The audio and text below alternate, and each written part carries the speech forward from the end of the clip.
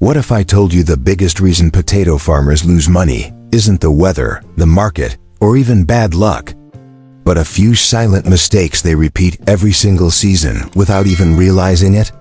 Yeah, sounds wild, right? But stick with me, because this might hit closer than you think.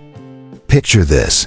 A farmer wakes up before sunrise, coffee in hand, boots hitting the dirt, doing everything he's been taught, planting on time, watering regularly, trusting the same methods passed down for years.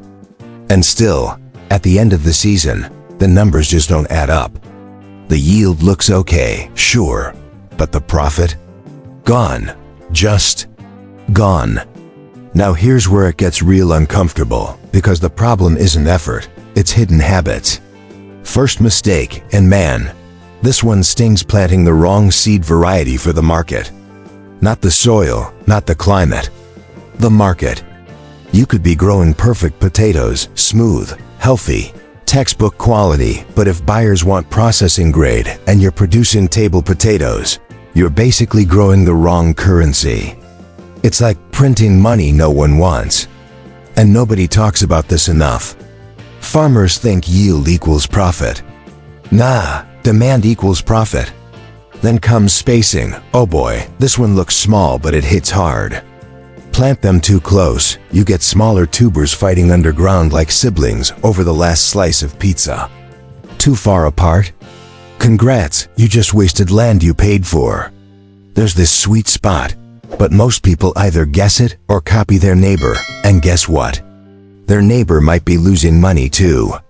And then there's watering. Listen, overwatering potatoes is like overfeeding a kid junk food. They look fine at first, but inside? Weak, disease-prone, rot creeping in silently. Farmers think more water means more growth. But potatoes don't want a swimming pool, they want rhythm. Timing matters more than quantity. Miss that, and boom, your profits start leaking before you even harvest. Now let's talk about soil, because this one is sneaky. Farmers will fertilize, sure, throw in nitrogen like it's some magic powder, but they skip soil testing. They don't really know what the land needs, they just assume. And assumptions in farming? Expensive. Too much nitrogen, you get lush green plants above ground, but below? Weak tubers. It looks like success from a distance, but up close, it's disappointment. And pests. Don't even get me started. People wait until they see damage before acting. That's like locking your door after the thief already left with your TV. Preventive control? Rarely done properly. And those tiny delays? They stack up. Every day you wait, every small infestation you ignore, it chips away at your final income. Not dramatically, just enough to hurt when it counts. Harvest timing, man, this one is brutal. Pull them out too early, you lose size, weight, and money. Too late? Skin damage, disease risk, storage problems. It's like pulling a cake out of the oven too soon or too late. It's ruined. But farmers rush. Maybe cash flow pressure, maybe fear of rain, maybe just habit. And just like that, months of work get undercut in a single decision. Storage. Oh man. You ever see a farmer celebrate a great harvest, stacks of potatoes everywhere, feeling like he finally made it, only to lose a chunk of it in storage? Rot, sprouting, moisture issues. It's painful, because that loss feels different. It's not in the field anymore, you can't blame weather. It's on you, and that hits harder. Then comes selling. This part, emotional. Farmers hold their crop, waiting for better prices, hoping the market will swing in their favor. Sometimes it does, but sometimes it drops, and they're stuck, watching value slip away day by day. There's no perfect timing, but ignoring market signals completely, that's a gamble.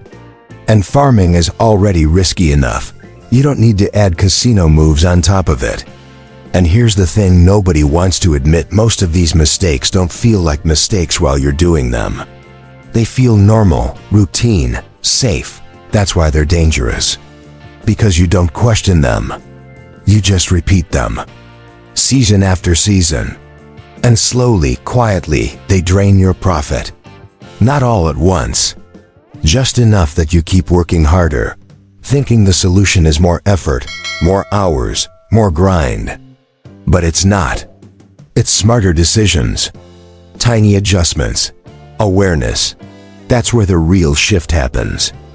And listen, if even one of these hit you, like, yeah, I've done that, don't scroll past it. That's your moment. That's where change starts. Drop a comment. Tell me which mistake surprised you the most, or which one you've been making without realizing it. And share this with someone who's in the field right now, because they might need to hear this before their next season starts.